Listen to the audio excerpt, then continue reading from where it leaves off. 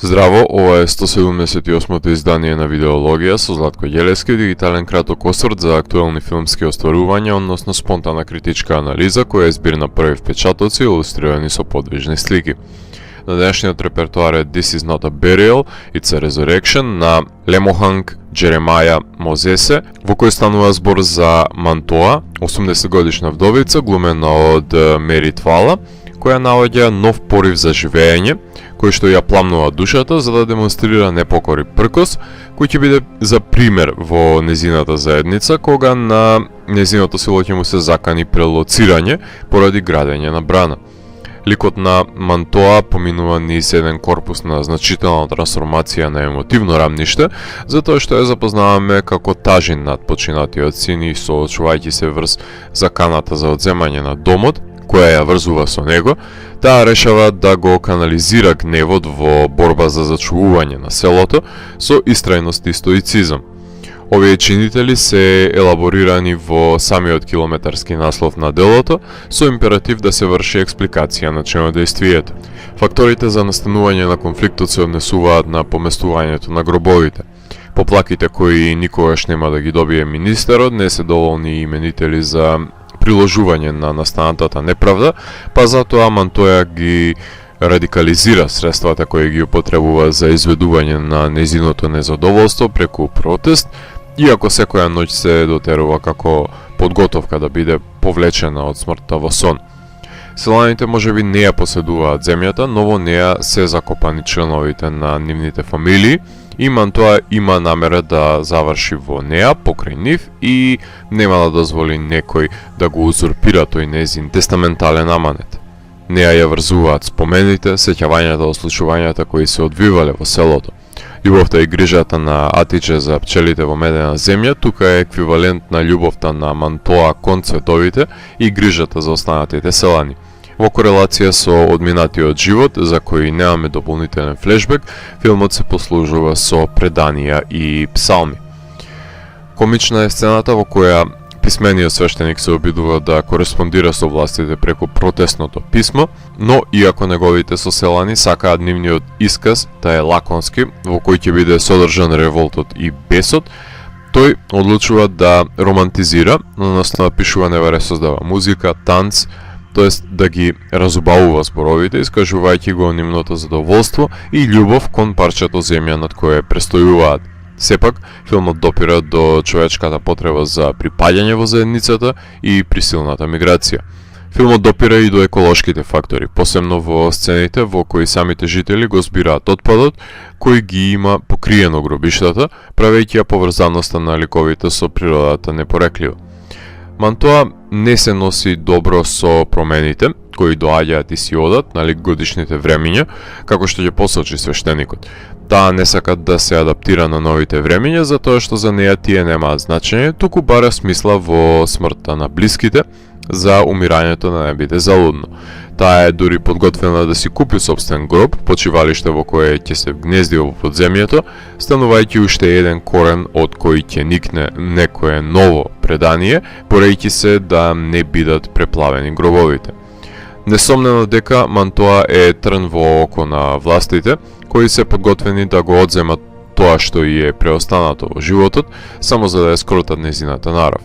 Сцената со овците на пеплосаниот дом се врежува во сеќавањето, исто како занесот насреде стрижењето на овците. Мантоа не е единствениот случај во кој власта ќе посегне по нечи живот, само за да го добие тоа што го сака. Користена е символиката на паднати птици на земјата од пресеченото дрво, кое немите ликови кои се присутни во позадината на секој кадар, надвор од фокус, постепено посегнуваат по благодетите на природата и еден по еден ги присвојуваат, додека Мантоа говори за убавините кои ги нуди природата, ние посведочуваме како една по една се одземени од населението. Гемиџискиот епилог е единствен начин во кој може да се канализира емоционалниот набој, кој го предизвикува премолчувањето и дозволувањето на насилниците да го приграбаат тоа што не е нивно. Бунтовничката, како мајка родена, е подготвена да се врати во земјата кај починатите членови од фамилијата по секоја цена, постапка која се одвестува на незината убеденост и посветеност на каузата. индивидуа која ја нема поддршката од колективот, кога се бори против политичарите, меѓутоа доволно е свесен ликот дека себежртвувањето ќе поттикне, барем кај некои припадници на домородците, да ги поддржат начелата на слободоумниот непокор својствен за Амантоа. Монтажата на филмот ја работи самиот режисер, што значи дека тој не само што го користи севкупниот вокабулар на филмскиот јазик, туку и има јасна и чиста визија кој треба да биде атипичниот ритам на делото, како да ги прави нишките во премините на емоционално рамниште на ликовите и како да воспостави рамномерен тек и го задржи вниманието во ова предолго дело, кај што остава место за отпеаните песни, иако тие не го придвижуваат действието напред, но стануваат индикација за наталожување на уште еден слој на одживеано животно искуство, мака изразена во стих. Музиката на Ю Мијашита е присутна уште во првиот кадар со френетичните виолини, која се проширува во диегетска форма во импровизираниот ноќен клуб, во кој бликаат сините светла, кај што музичарот, која има улогата на хорот од античките драми, обраќајќи му се на гледачот со кршење четвртиот зид по свирањето на Лесиба, го споделува преданието. Музиката ја поттикнува атмосферичноста искористена насреде зумови, така што умее да биде музиката нагласена, да ја слуша протагонистката и да танцува на неа како одраз на присуството на духовите на починатите, но и треба да биде музиката гласна и да се слушне, затоа што тој мистицизам е олицетворение на плачот на починатите. Песната и извиците неретко стануваат одраз на неподклекнувањето, но и засилување на хипнотичниот тон на пасторалното тактилно дело. Фотографијата на Пиер де Вилерс, кој претходно има работено само кратки филмови, е вистинскиот адут на режисерот, затоа што кадрира прекрасни кадри кои пленат со секое нивно гледање. Најпрвен се издвојува ригидниот аспект на снимањето 4:3, кој умее да биде клаустрофобичен, но тука е во функција за доловување на портретите на ликовите во натуралистички манер, но и да се улови сомнабулен негативен простор кој повеќе го доближува филмот до канонот на магичниот реализам, ситуирајќи ги ликовите во подножјето на шареноликата природа на дневно светло, односно маргините на кадрите, кој се одвестува на изместеноста на вредностите во лесото. Од една страна е комплимент пастишот кој што го прави со Honeyland, Виталина Варела, Still Life, Timbuktu, Taste of Cherry и La Soledad, со кадрирањето на трошните интериери во кои се распространи сенките, пресечени со сноп на светлина, пчеларството и танцот со природата по ливадите. Оваа тенденција ја кажувам условно, затоа што трошниот живот е присутен на сите континенти и љубовта кон домот и природата е универзална константа. Претенциозноста на еден режисер се забележува во должината на насловите на неговите филмови, така што таа кај Лемоханг Джеремаја Мосесе доживува астрономска димензија со оглед на тоа што секој од неговите филмови содржи над 6 зборови. Ја започнува кариерата со For Those Whose God is Dead од 2013 година, во кој се пресретнуваат животните приказки на суицидалната кандидатка, евангелистичкиот пастор и продавач на украдени ножеви. Свештеник исто така го предводи и неговиот краток филм Бехемот or The Game of God,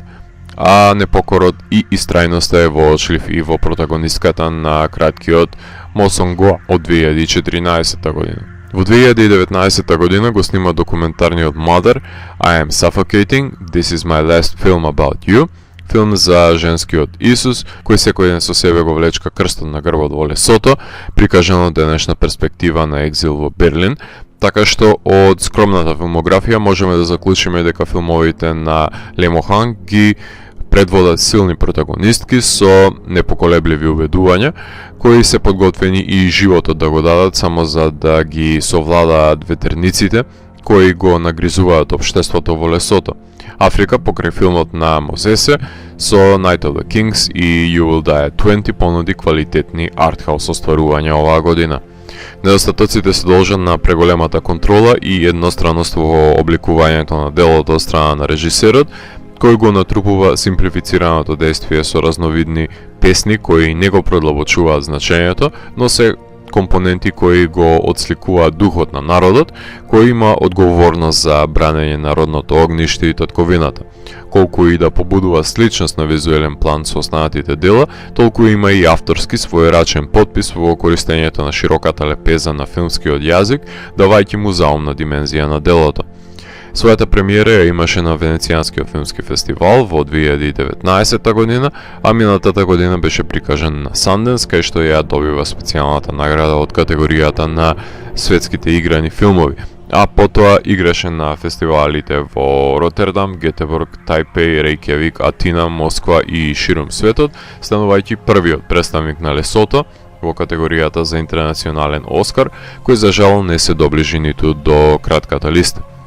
Овој пасторален филм е химнична елегија за непокорливата протагонистка, која не се согласува да биде залуд на смртта на незината фамилија, само за да биде одземена земјата на која ги поминале тие нивните животи. Индивидуата застанува против механизмите на неправдата, подготвена да го положи незиниот живот за убедувањата кои ги застапува. Филм со впечатливи визуелни решенија, нагласена музика и стоицистички перформанс, борба за задржување на коренот на татковината пред надоаѓачките опортунистички промени, протест на мачителката и за живите и за мртвите. Ако морам да го евалуирам, тогаш This is not a burial, it's a resurrection, од мене има 4 од 5. Доколку ви се допадна 178-то издание на дигиталната архива Видеологија, лајкувајте го видеото, споделете го и следете го каналот. Постигнете и поснатите рецензии на виртуелната полица. И благодарам за вниманието. Поздрав!